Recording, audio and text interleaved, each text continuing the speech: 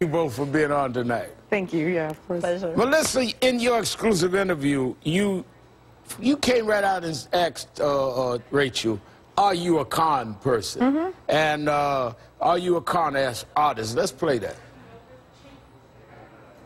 Are you a con artist? I don't think so, you know? I don't think anything that I have done with regards to the movement, my work, my life, my identity, I mean, it's all been very thoughtful and careful. Sometimes decisions have been made for survival reasons or to protect people that I love. A lot of people angry. Yep. As you said to her, a lot of black women, I got it on my radio show all day today, yep. A lot of people defending. How did you assess it after having this, really, you had the in-depth interview with her? Yeah, I mean, I had about an hour with her, and before that, had a great deal of time with her, both her and both of her sons. Look, I don't think anyone knows. I mean, I wouldn't marry somebody after a first date for an hour, right? So I don't know that I know her. My sense certainly was that there was no malice in anything that she is doing, that there may have been bad decisions or decisions that are difficult for us to understand. But that said, I also think, you know, a moment ago you were talking about the idea of Caitlyn Jenner choosing her gender. And I think that most transgender people would actually describe it as not having made a choice, but rather, right, that it is who they are.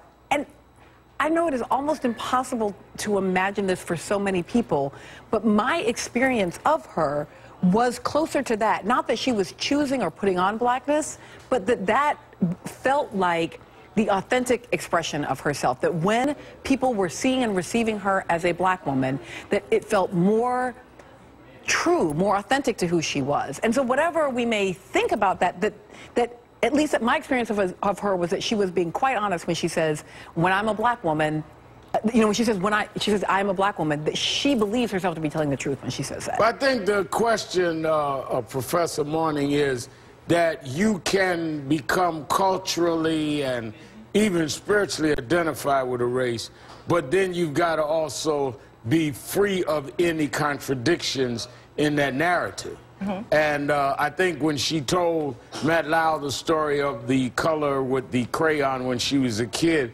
a lot of people could say, I get that. I know blacks that passed as white in school or passed as white to get jobs. But then she sued Howard University as a white woman. So that's where the contradictions come up. You sue a black university saying you wouldn't let me do my job because I was white, but I thought you felt you were black all your life. Right. I think this...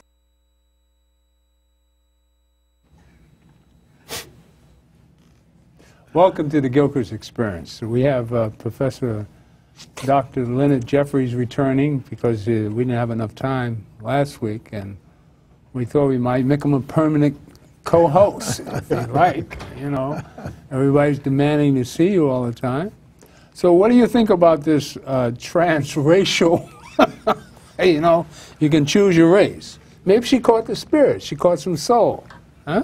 Well, it's interesting how much media time has been focused on this one individual, when there's a great controversy, a larger controversy, that has to do with identity. Mm-hmm. And one of our great scholars, Dr. Wade Nobles, a black psychologist and of enormous reputation, he said black people everywhere suffer greatly from a shattered consciousness and a fractured identity.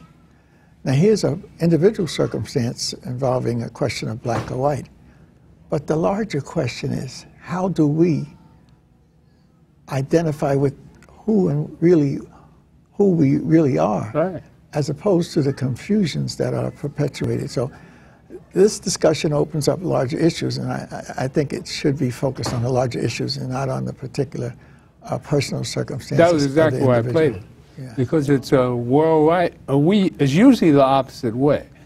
Usually you have light skins, which by necessity and survival pass for white. And a lot of light skin, you know, during our day in the 40s, you know, light skinned whites were in charge. You know, they were the overseers and wherever you went.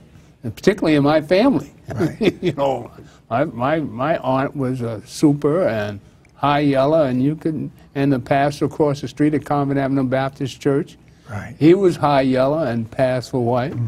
And these are the people that the the society put in charge of us, right? So it was always that way. Clayton Powell chose to be black. Well, he could have. He could have passed for white He could have passed. In college, there was a question of Adam Clayton Powell Jr. Right. Adam Clayton Powell, his father, could have passed without any question for white. And then there are those, the new phenomena, the modern phenomena, the phenomena of the computer age. Mm-hmm. The Henry Louis Skip the Truth Gateses, who did a computer analysis of his DNA, I believe, and went into his seminar at Harvard and threw the documents down on the table and danced around and declared that he was 60% white. Excuse me. And some of our people have said we need to congratulate him on the great discovery and give him a certificate for having posed as black for so many years, and now let him join the great white race. And so these things have interesting dimensions. Mm-hmm. But to focus personally on the mindset, the biology of one individual misses a chance to deal with the question of the identity of the human family, that we have a deep African foundation to the human family, which whole groups of people say, I don't want to have nothing to do with. They just had a big crisis in the Dominican Republic. And it's going to get even worse, and it has to, a lot of it has to do with complexion. Yes, the insanity of it all. Right. Well, you know, this whole thing about the notion of race didn't exist years ago. Mm-hmm. You know, people were either parts of a nation, a clan, or a tribe of people, and it wasn't about race. The Roman Empire wasn't about race. The Romans had black governors and such throughout their empire. Mm-hmm. It wasn't predicated upon race, not until, and correct me if I'm wrong, when Europeans started traveling out of Europe into Africa and other regions. And the notion even of slavery was that you could enslave these people because unless they converted to your faith or unless they looked like you, it was okay to treat them as different. All right. So, and I'm sure there are many people of the European persuasion that are shocked by this woman, more shocked than we are, because I remember back in the 60s, the movie Black Like Me that came out. A man who did something to alter the melanin in his skin and to move through the South and other parts of the country as a black man, although he was white, his skin turned color. Or Watermelon Man with Godfrey Cambridge. A woman marries her husband and he wakes up and he's black or something like that. But that was more of a comedic role. Right. But for a white woman to want to be a black person, I had a friend in elementary school who said, this is back in the 50s, he said, I wish I was a Negro. He said, why? I said, because Negroes, they're different. They got a different way. He said, I just wish I could be a Negro. That's right. So there are people, black, white, and whatever, I'm sure, because of the culture that we're in, who are not satisfied being who or what they are and want to be something else. There's a problem right now in Iraq. Plastic surgery has become the new thing in Iraq, and Iraqis want, quote unquote, American noses. They don't want to keep the wide noses that they have. So how people think and how they perceive themselves is very critical, not only to their own existence, but to future generations. Well, the whole point in bringing this up with Dr. Jeffries is that we're apparent people. And Jeffries and I were alluding to how it was that when you went to Europe in the early 60s, Europeans would come up to you and be wanting to get to know you. Who are you? You're a black person. I mean, and Muhammad Ali told the story of winning the Olympics and going back to Kentucky, and they wouldn't serve him after, this great achievement. And we all know the ins and outs of it, but I'd like to go more into what we are as a people. We're apparent people. We're the chosen ones. And perhaps this woman saw the writing on the wall, the righteousness of God and the elements, and seeing that she better be on the right side because she experienced a black experience, which a lot of blacks don't experience. She actually saw what it's like to be black And she was white and saw the right and wrong of it. When you think a white person would see better, and you know, especially if you're talking to white people, and you hear how they feel about blacks, and you get to meet blacks, and you find it's completely contrary to the way somebody told you. You know, this happens to a lot of people. Well, certainly she is not plagued by the mob mentality. She's not following what most of the people would follow, which would be the popular trend. So when we were growing up as youngsters, even though we loved each other as black youngsters, we would, what we call, play the dozens. And then and eventually you'd get around to, you know, if you're white, you're all right. Yeah. If you're brown, stick around. If you're yellow, you're mellow. If you're black, get way yellow, back. I forgot that one. So the color question has always been a deep one for us as we come into a relationship with these different societies. Well, didn't you have the same thing in your family? Oh, yes. Fortunately, my mother, who would have been considered relatively light, she made sure that I was comfortable in my blackness. I mean, I was born on her father's birthday, and he was melanized. And so here comes a special gift in the name of Papa, and he was alive. And so it was just good to be a chocolate baby. And then almost 2 years after my birth, here comes my brother. And my brother is a light.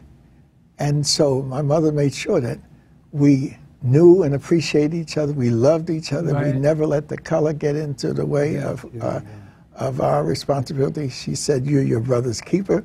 And that was built in from before we could even remember. And then my brother became my keeper. He's doing that even to this day.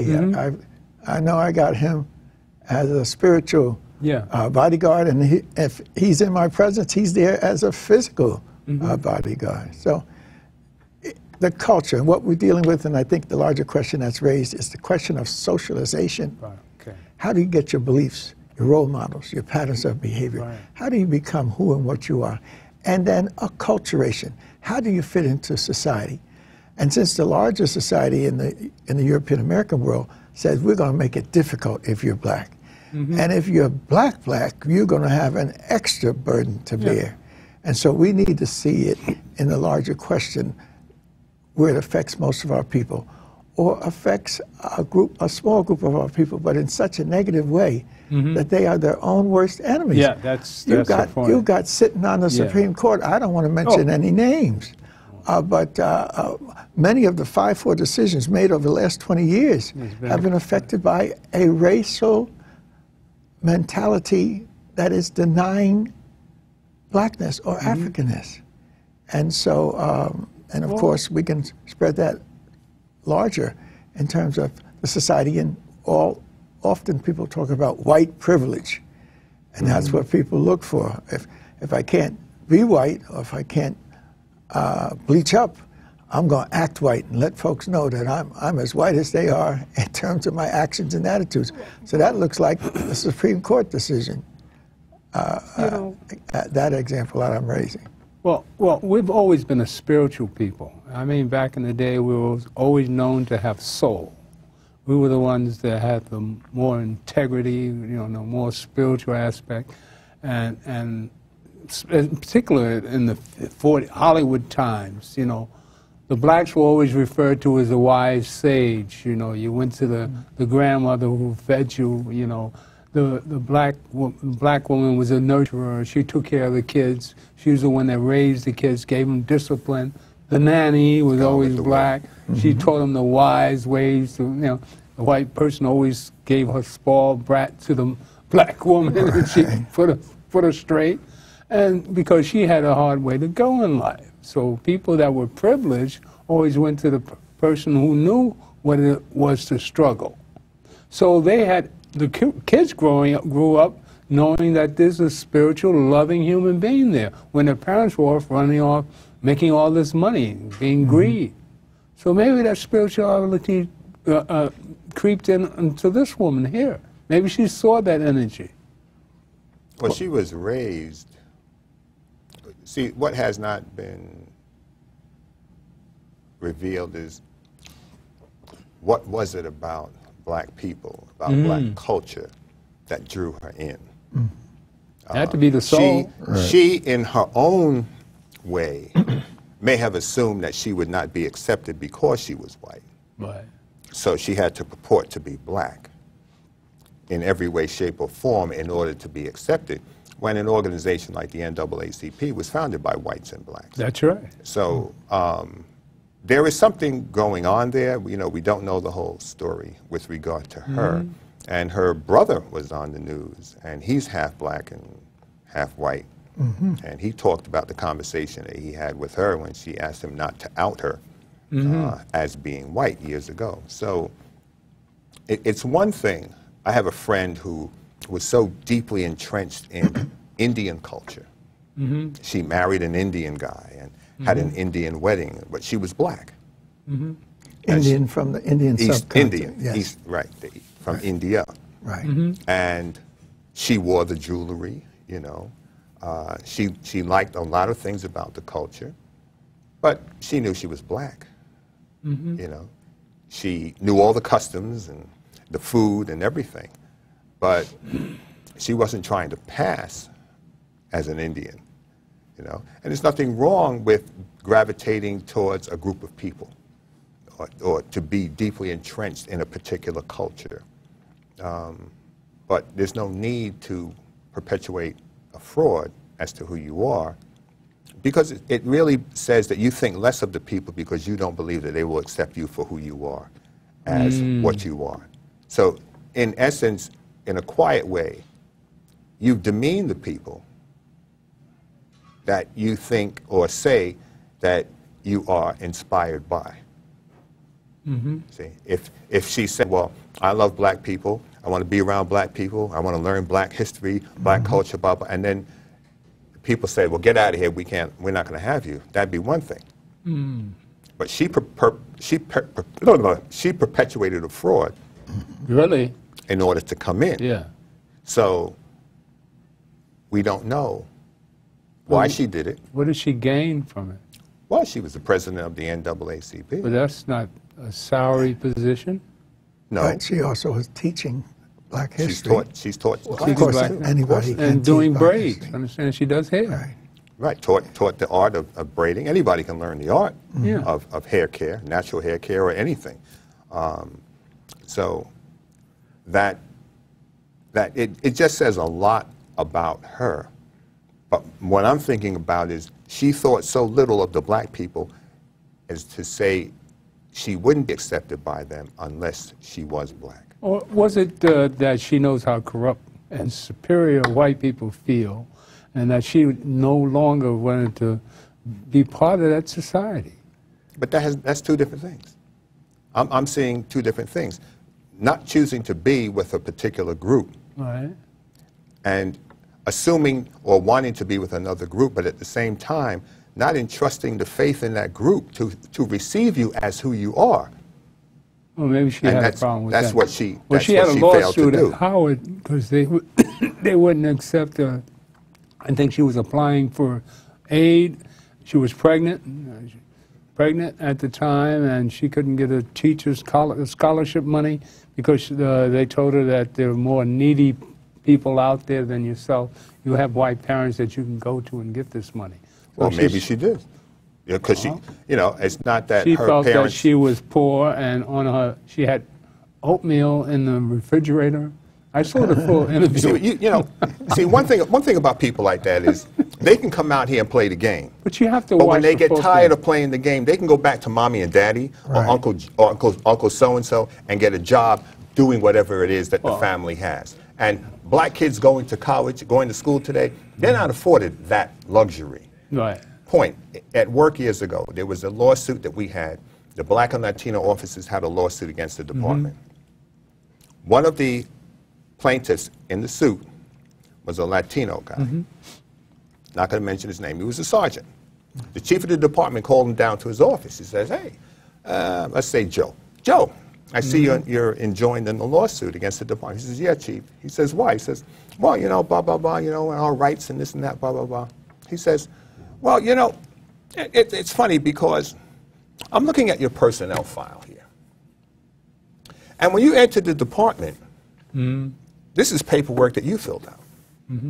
I didn't classify you. I didn't identify you. He says, but here is your name, your date of birth, he says, and under your race, you have checked off white.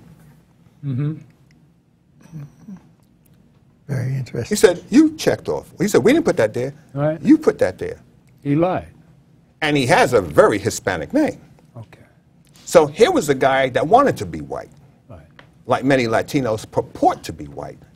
Right Easy. Themselves profess to be white. Well, that's the whole point. Okay. Now, It's so not easier to be black. what the chief told him is that you can go back to your assignment now, but I don't think you're part of this lawsuit. You're not getting a dime. He basically told him, you can't be white when you want to be white, and then be Latino when you want to be Latino. You want to be white and get in here to purport and act like you're white with a truly Hispanic name, and then when there's time to get some money or get something, the benefits out of it, you want to be Hispanic. And this is the thing about it, see. When black people who have been denied all the entitlements, here's a woman who's not black, but if there was something going on within the enjoining the NAACP in a legal way, or where there was some remuneration of it, don't you think she would have took a check and gone on with it? We don't need that. Well, that's, in other words, the time that we're spending tonight and the time that the larger society is spending on what this woman was actually thinking and what she thought over a period of time is interesting and it's important. But it's not the most significant thing. Just a month or so ago, a young black girl did a film project on revisiting the black doll and the white doll process. And there was dozens of black youngsters who were put in a position of trying to decide whether they identified with the white doll or the black doll. And most of them identified with the white doll. And then when they were asked, which did you consider negative, they considered the black doll. Which did you consider look like you, the black doll, and which did you consider negative, the black doll? So there's a mental game that has been played on our people in the writ large that hopefully this question of this previous leader of the NAACP can open up and not just focus on her particular circumstances, her mother, her brother, but this question of this is a culture that puts a premium on whiteness. And it has people striving to be white, even if they cannot be white in color, to be white in what they consider white values, white aspirations, white ideas. So we're in a heavily interracial society, and so we need to put these questions on the table in a larger way than just the individual, even though it's an important issue that has been raised. All right, let me play the second part of this, and then we'll go on and talk about. This is Al Sharpton that says he wants to be Chinese, I mean Asian.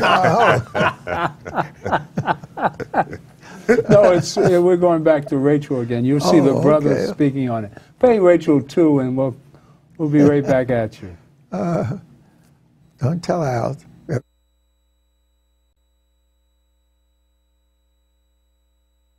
Story that has really emerged here is of a person who over time, over the course of her lifetime, has really gradually moved to embrace a black identity. Because I think, you know, the story about the crayons aside, I think it's pretty clear that she was living as a white person. There wasn't a lot in her background that we have to go on that suggests that she was really embracing in a really straightforward way a black identity early on. That's really something coming much later in her college years or after, which is a pretty typical time when Americans today are exploring their racial identity.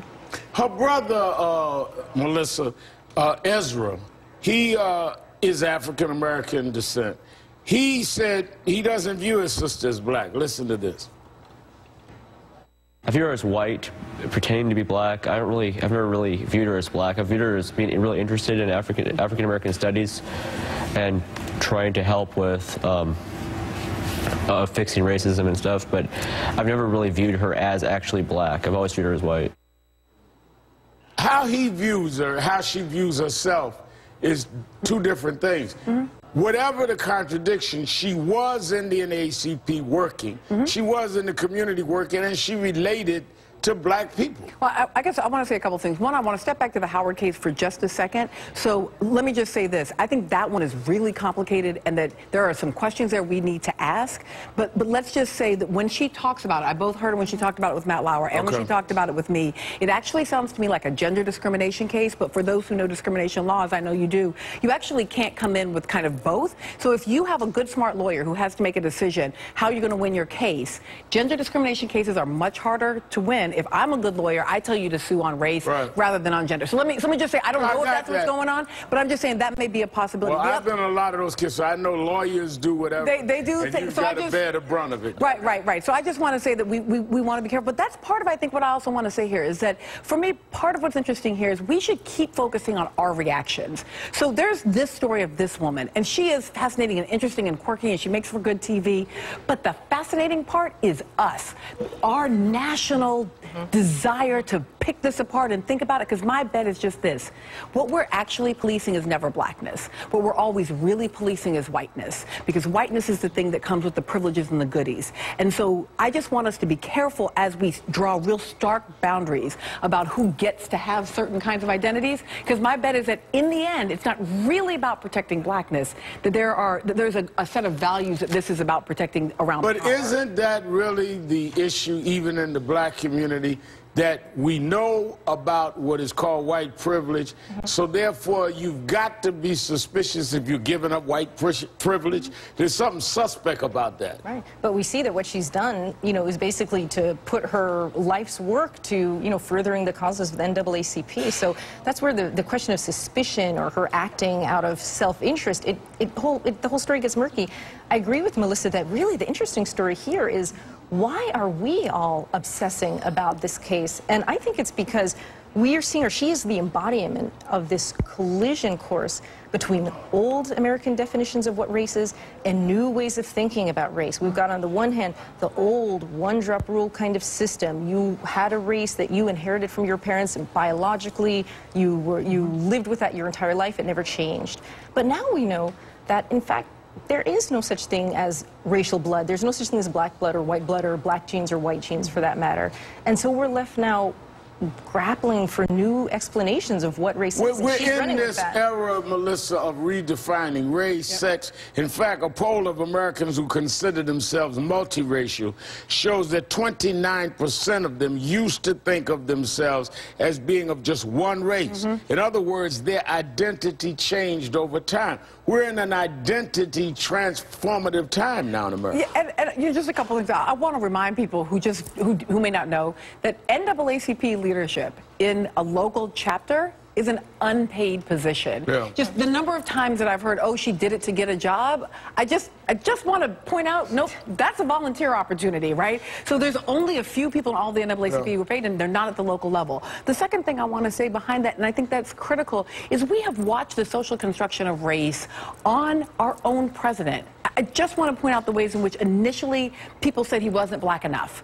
And then people said, actually, he's way too black. And then this idea that he's somehow foreign and not American. And not American. And I'm just saying, all of those things are, is she President Obama?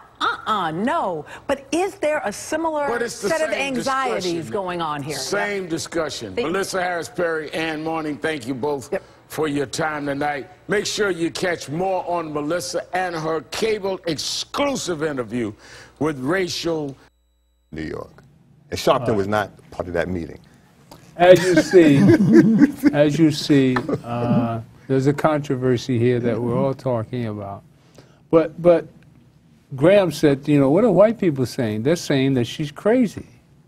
Or they think something's wrong with her. Why would you leave us, the white race? That's only an assumption, because we're not hearing anything from white Melissa, whose mother is white.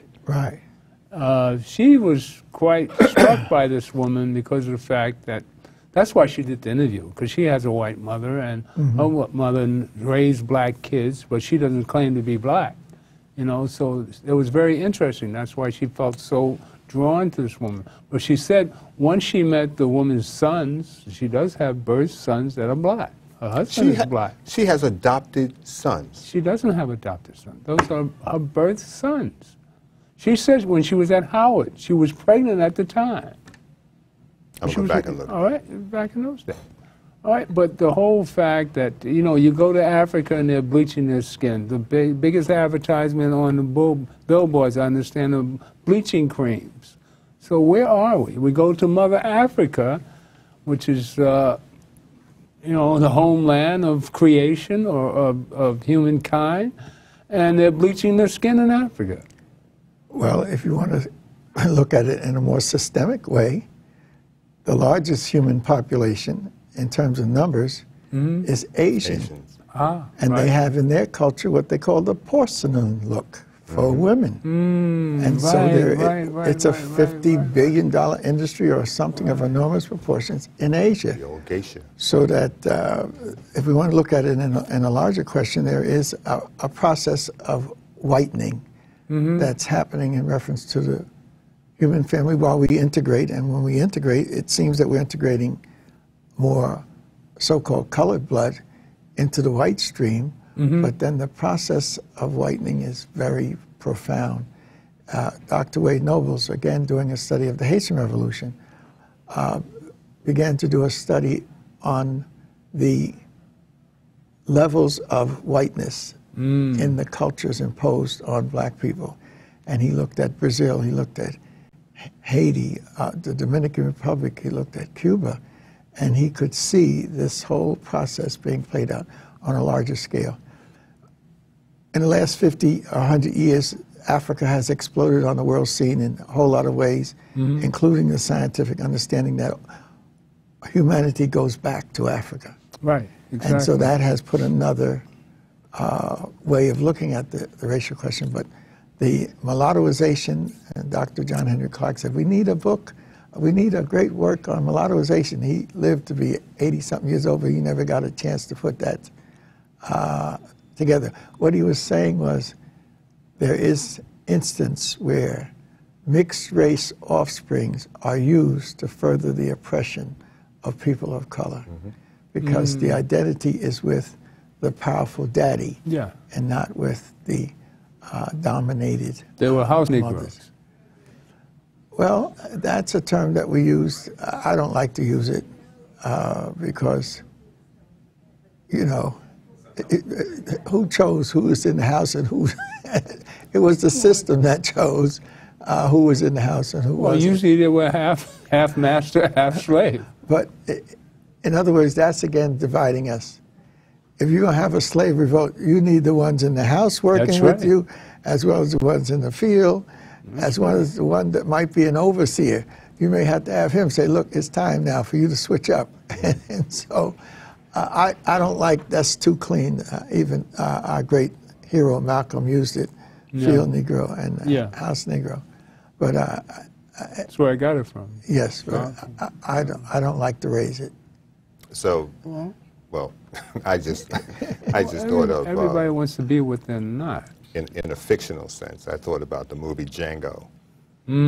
Samuel L. Jackson, the role that he was playing. Whatever happened to that? Are there some replays of Django, or has it had just been put I have aside? A copy at home. I get your copy. You know, but that was bloody. That was a bloody film, boy. But you know, you saw the dichotomy of the two there. And that's the point. But they just sensationalize. I mean, it's so blood and gory. You know, there were a lot of rebellions. You know, everybody thinks that the slaves were just masters in. No, South Carolina considered emancipating their Negroes because whites were outnumbered 10-1 in South Carolina.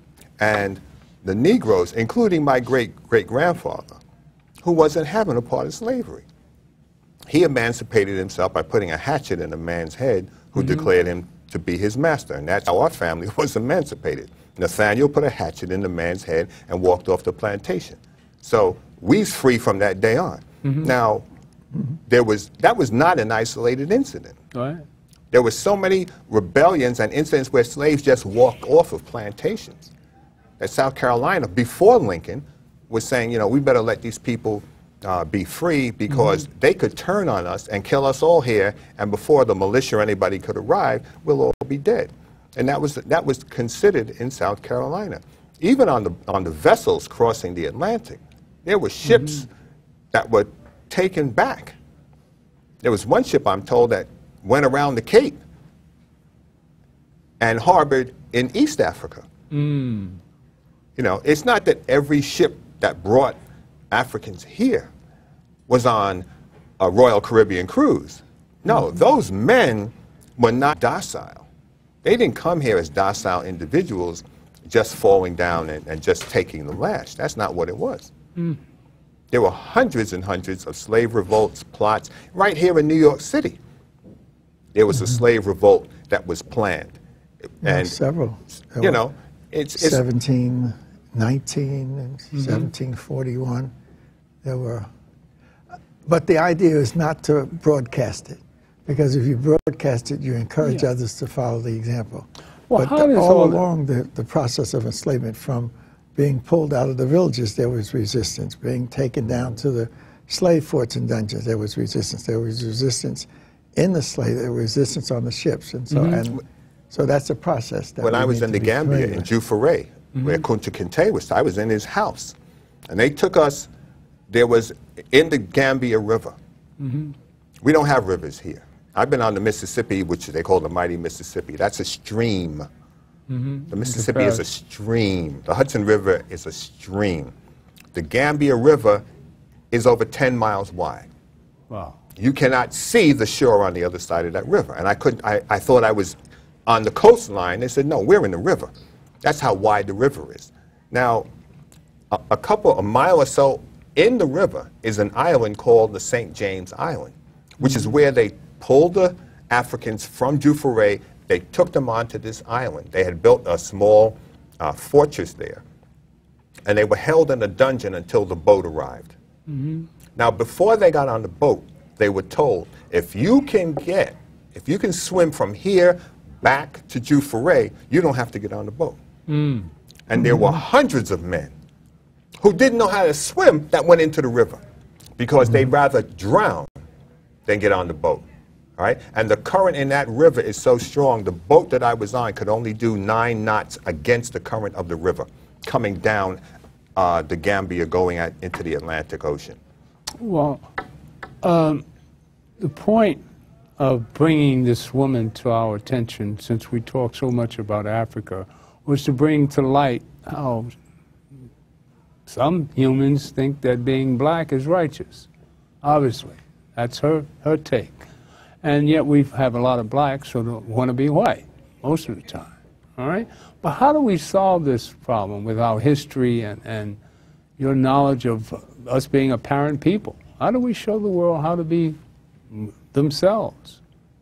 Well, clearly, over the last 50, 60, 70 years that I've experienced, there's been an explosion of information that would allow black folk to feel how important they are to the human family. Amen.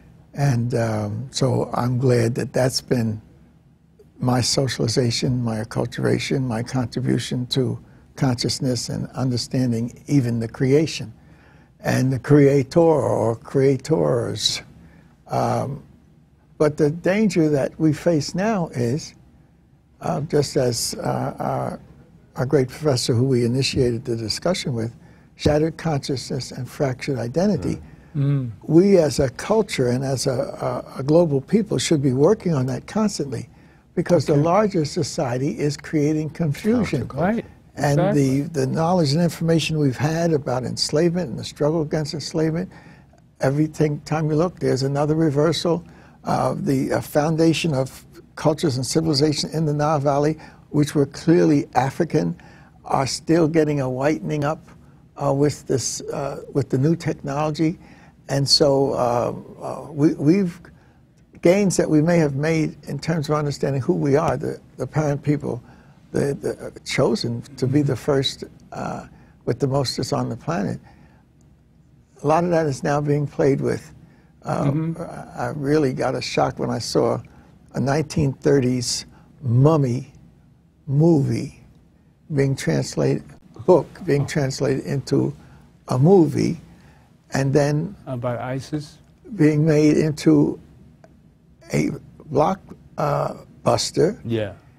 And all of the negatives that was coming out of it, the Africans had created the system of Ma'at, balance, harmony, truth, justice, righteousness, and then here comes Imhotep becoming a monster. And so I said, wow.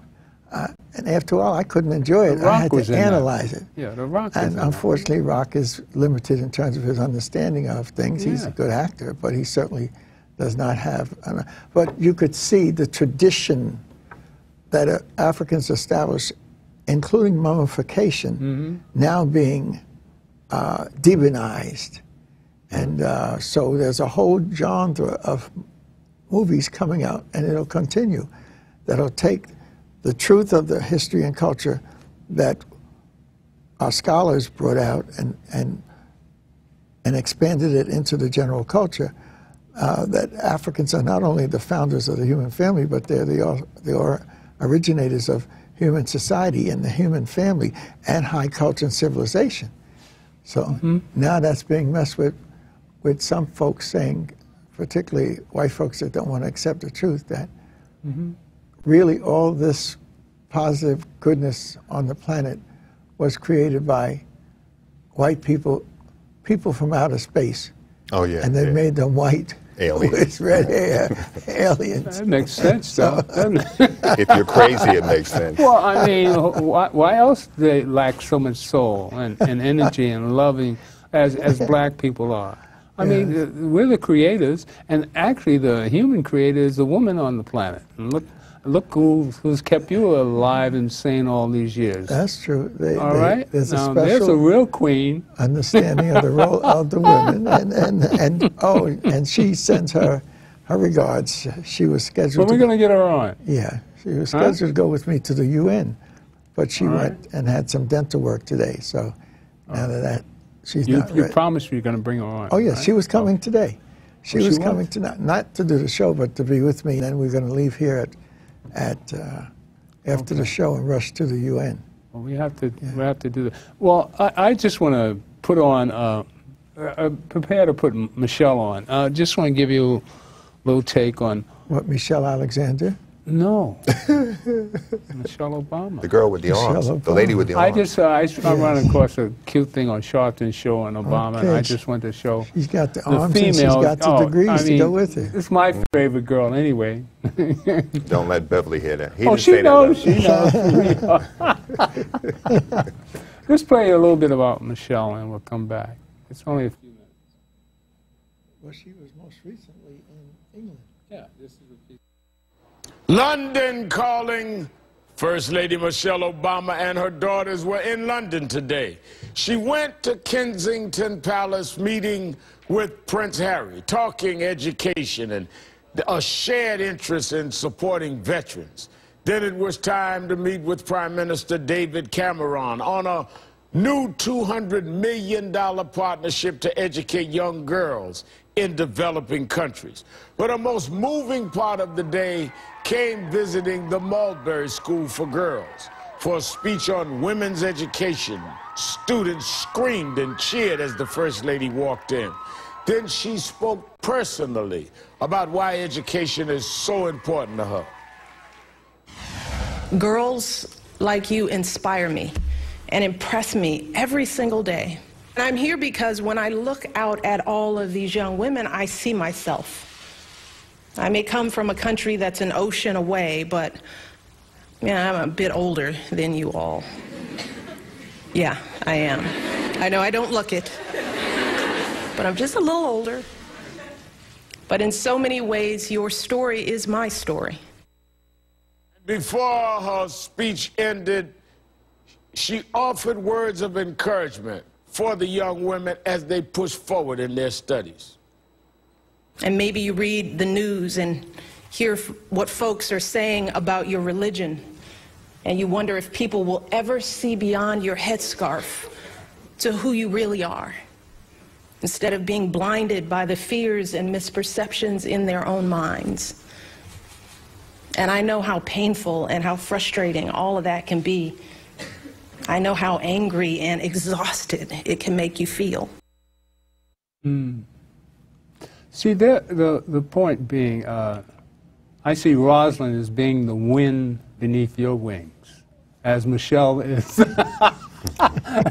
the wing beneath his wings. I mean, you've been married. And they're both pioneers. In other words, she went and got her degree from Princeton following her brother, and then she topped it off with her law degree from Harvard. Before Barack Obama. Rosalind actually went to Africa in 1960 before myself and all these. You see my comparison? Others. Yes. Yes. All right. So the women have been pioneers. My father was a giant. He was a Negro League ball player and whatnot. And my mother was a little old lady, but she was the dynamite. She was the. She had the vision. She knew how to make things happen and ignite that community. Of the 100 youngsters I grew up with, 90 of us made it, and many of us made it big. That's 14th Street in Newark, New Jersey, 13th Street in Newark, New Jersey, 12th Street in Newark, New Jersey. It was our village. Even though we lived with white folks, the black folks constituted Most Negroes don't understand what that was like, though. Well, we've got to tell that story, because we took care of each other. And that's the African value system of the 3 C's. Communal, you live together. Cooperative, you work together. And collective, you share. And that's how we grew up. And we're still in contact with those youngsters that we grew up with 60, 70 years ago. I think all the drama of the 60s and the children that were born after the revolution, which is the early 60s to the mid-60s, and then after Dr. King died in 68, and the struggle with Vietnam. After Dr. King was murdered in 68. Well, it wasn't just a death, it was a shocking murder in over 100 American cities. 100 plus American cities had explosions take place, and out of that murder came a greater intensity in our movement. Black studies actually can be traced to the ants and the pain of the assassination of Martin Luther King. And that was 68. By 68 fall, people were talking about knowing our own history and making it meaningful to us. And by 69, there was movements on the campuses to establish these programs. And by the 70s, you had 500 Black Studies programs across the country. And don't forget media with regard to Black exploitation movies. Right, in the 70s. Who were putting out, the Hunt brothers were producing a lot of films that they thought could be a tax write-off for them. And a lot of these movies made money instead of bombing out. The Liberation of L.B. Jones. You know, Cotton Comes to Harlem. Well, we were just dying to see ourselves on the screen there. Yeah, but a lot of those movies, unlike many of the black movies today,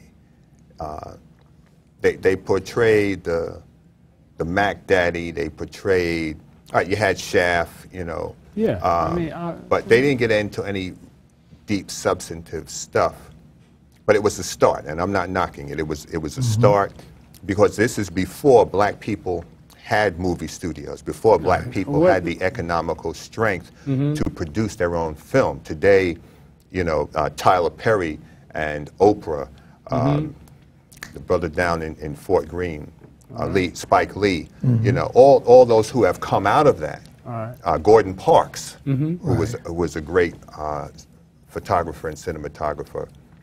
He did Shaft, but the whites who initiated that black movie genre, thank goodness they were pushed to the periphery, and young blacks learned the craft, and then were producing their own Where films. is all this today? My proposal would be to take and do, people like yourself, black biographies.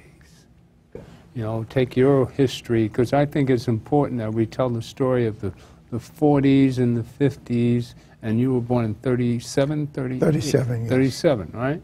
So, because I've experienced that whole, and I was born and raised in New York, so it's a completely different take than the rest of the blacks. I mean, from 41, when the year I was born, in Harlem, I was born a block and a half from the Apollo Theater. Okay, so yes, right. I'm really Harlem-like. Oh, I heard you were on stage down the street, and I remember taking a picture when I was like 1.5, 2 years old, right next to the Penny Arcade next to the RKO there, and everybody come in, and babies were loved in those days. You know, there's the war going on. That's true. All right, and I remember everybody. Oh, look at the little. I was a. You remember at age 1, 1.5? I remember that, taking a picture. I'm serious. Because of all the attention I got. It was just a marvel, and you know, kids were loved. I remember all the love energy. If I remember anything, I remember how happy people were to see me when I showed up. Oh, I was a cute kid, you know. My mother had, I was spoiled that way. My mother had a historical incident where she said that she couldn't keep me down in the carriage because the mothers were moving their carriages together and whatnot. And I could hear all these beautiful babies crying, so I wanted to get up and see what they looked like. So I was trying to get up, and so she got nervous, and she ran over to 13th Street where her older sister lived. And older sister said, that baby wants to sit up. Put a pillow behind him and sit up. And I remember sitting up and watching all those pretty sisters in their little baby carriages. But the loving family energy of the 40s and 50s, you know, I think the 60s changed everything for us as a people. Well, yes, go ahead. You know, we were talking. I think we talked about this last week off camera. You had Malcolm, you had Martin, the two strongest men in the United States, and outside of the president, who was going crazy because he had these two Negro men stirring up trouble. But as much information and as much was being generated in that time, and as strong as black people were becoming, you had the infestation of drugs. You had the heroin being pumped into the black community to offset that positive influence of these two great men who were not really polarized but moving in the same direction. Even in my day, you knew better. You know, I had a brother that was a junkie. That's why I stayed away from drugs. I mean, we but always so many had people drugs. got hooked. The 60s took a lot of people out. The worst drug in the black community was booze. I mean, that was the worst one. That was a legal drug. I mean, but the intensity of heroin, the intensity of heroin over and against alcohol. I have cousins who were addicted for 40 years. Right? You knew if you had any smarts, you stayed away from drugs. Everybody thinks they're smart and they can handle it, and no one can handle it. It's when the drug becomes acceptable in the complete society. Dope has never been really accepted by the mid-class when crack and coke came out. When coke came out, and the rich were buying coke. It was a rich man's drug. And so then they took that and turned it into crack. And then crack, that's when the real genocide started, when the Republicans took over in 1980. And that's when the real planned genocides began. Well, you might lay it at the door of the Republicans, but I like to lay it at the system of white supremacy. Okay. And what we're talking about is not by accident that we grew up and people would talk about some wine bottles, but somebody said we've got to deaden the black community that's emerging out of the 50s and the 60s. That's right. And there was a systemic process of dumping drugs in the community and creating a tier. If you had a trunk full of loose cocaine, you would not even be penalized as much as if you had a couple of crack vials. So that the system and the mentality of a J. Edgar Hoover, who was the leading police figure in the country, that mentality to say that the Malcolms and the Kings were the worst criminals, and the attack was on not them as individuals because they were removed, but it was on the movements that they represented. The movement in the South, the movement in the North. And so we were moving, just as black people in Africa and the Caribbean and South America were moving. There was a movement black people after World War II. They weren't going back to That's right. the processes that they had captured That's them right. before. That's right. And then you have all these blacks in the military. Right. And once you, to produce a soldier, you've got to socialize him into a military consciousness. Right. And then for the most part, they re-socialize themselves when they come out. And they weren't going to subject themselves to the type of situations they had before they went into the military. Right. They now had a mind to think. They now had the technical capability of using weaponry.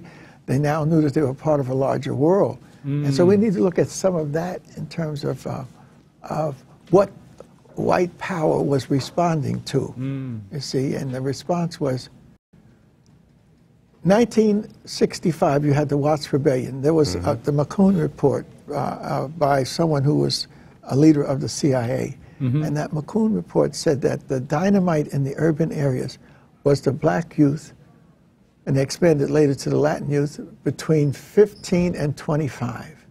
And there was a systematic plan to devastate that segment of the population. Right. And the increase in jailing, the creaming off of the population into integrated education, the increase in black participation in the military on the front line.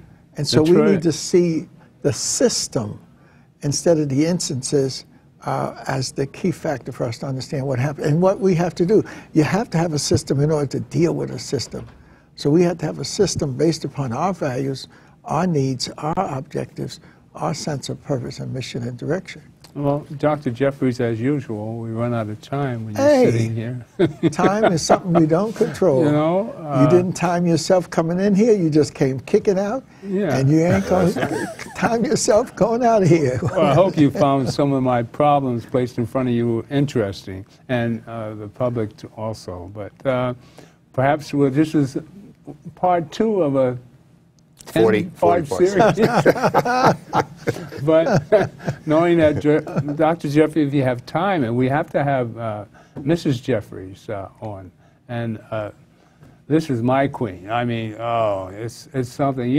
We have to get into more detail about Dr. Jeffries' history, because he's a true icon in our midst, and we don't wait till he passed to get to know him better. So you can expect Dr. Jeffries to return more often and as frequent as possible. And thank you for coming to the Gilchrist Experience. The God in me loves the God in you. And stay strong. Be who you are. And remember, we're a powerful people. We're the creators of the planet. We created this. That's why everybody gravitates to our spirituality. And take away the power to the people. God bless. Stay tuned to more on the Gilchrist Experience. Right?